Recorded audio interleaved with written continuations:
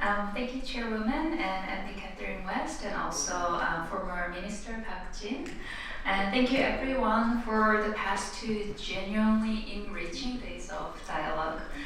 As we reflect on the conclusions emerging from this forum and also look ahead to the next 2026 forum, I'm struck by how timely and how necessary this partnership has become. The Korea-UK relationship is at an inflection point, I believe. We have moved beyond the traditional frameworks of trade and diplomacy into something more fundamental. A recognition that our futures have become increasingly interdependent as both upper middle powers, according to Your Excellency Ambassador Colin Cruz.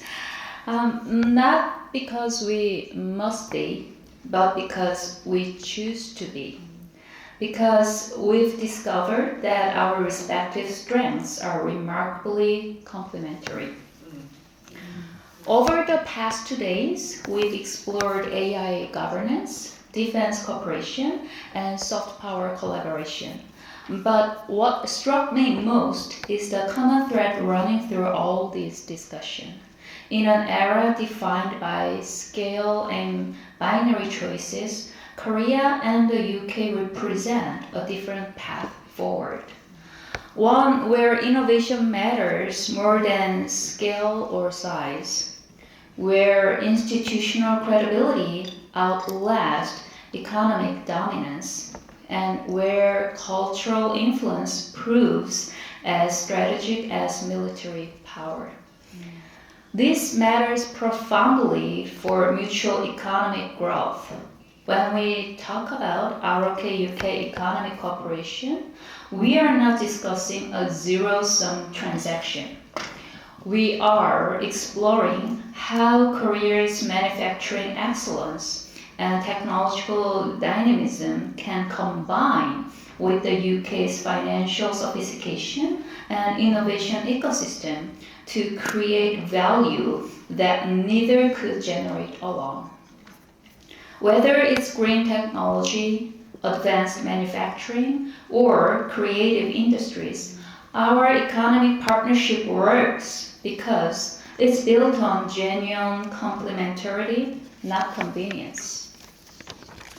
But economic growth alone doesn't sustain partnership.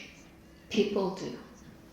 And this is perhaps where the ROK-UK relationship holds its greatest promise. Korean students in British universities, British professionals working in Korean companies, millions consuming each other's cultural experts. Such human connections are not mere byproducts of our relationship. They are its foundation. When young Koreans watch British dramas and young Britons listen to K-pop, they're not just consuming entertainment. Rather, they are building the empathy and understanding that makes strategic partnership possible.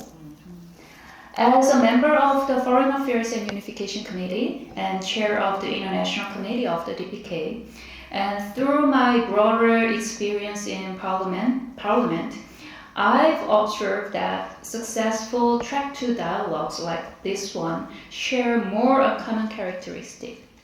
They succeed when participants see themselves not as observers, but as architects. And that's exactly the role I hope we will embrace moving forward. The relationships built in this room over the past 2 days between parliamentarians, business leaders, academics, and media figures, these are not just networks. They are the infrastructure of our bilateral cooperation. When you all return to your institution, you carry with you not just insights from this forum, but responsibility for translating those insights into action. Looking ahead toward the next forum, which will be held in the UK, I believe we should particularly focus on areas where our partnership can be most catalytic. First, we should focus on the intersection of technology and society, not just AI governance in the abstract, but how our two countries can shape technology development that serves democratic values and human flourishing. Both Korea and UK are at the forefront of grappling with these questions. Together, we can offer models that would transcend the binary of Silicon Valley libertarianism and authoritarian tech governance. We should also focusing on discussing economic security and resilience, understanding that in an ever more increasingly fragmented world, upper middle powers like ours need new frameworks for protecting critical industries while remaining open to innovation and trade. And it's not easy to get this balance.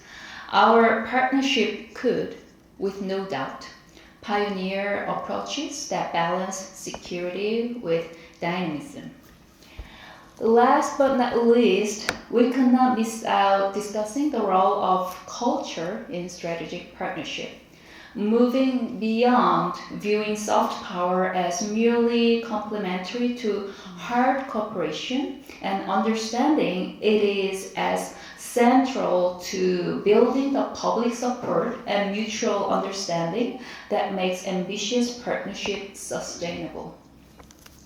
But more than setting specific topics, my hope for the upcoming 2026 forum is that we deepen the honest, searching quality of dialogue we've experienced here at Seoul.